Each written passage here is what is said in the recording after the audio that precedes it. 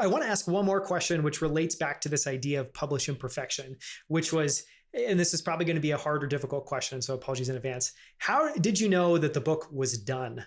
And what I mean by that was, you obviously, I'm guessing, have the final say. It's published by Baron Fig Circus. You've got this, team of editors I'm sure you respect and trust. But how did you go about making the decision to say, okay, cool? Was it using the law of imperfection and just saying this is good enough? Was it, what was your rule of thumb there? I put a lot of trust into the editing team. So there was someone who was editing from the perspective of marketing, just like, hey, are your chapter titles something people would want to read? Thankfully, they were. Like, all of this is my writing, but that's what they were there for.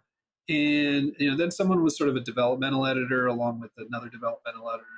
For those that don't know, a developmental editor comes in and says, here's the high level ideas that you're doing, and here's how they could be better. And then you have a copy editor at the end, which just cleans it all up.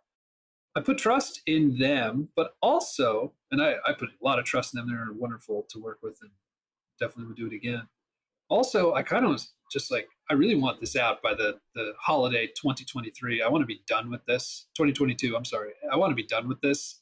And so that was a driving factor. Really, it's just like there's a dead. Like, I'm not doing this forever. I mean, this is like using constraints. You use constraints on yourself. And I also wanted to finish by my 35th birthday, which was last December 11th.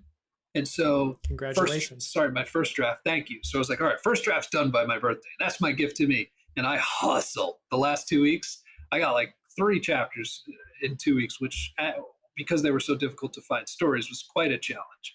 And then the editing and blah, blah, blah.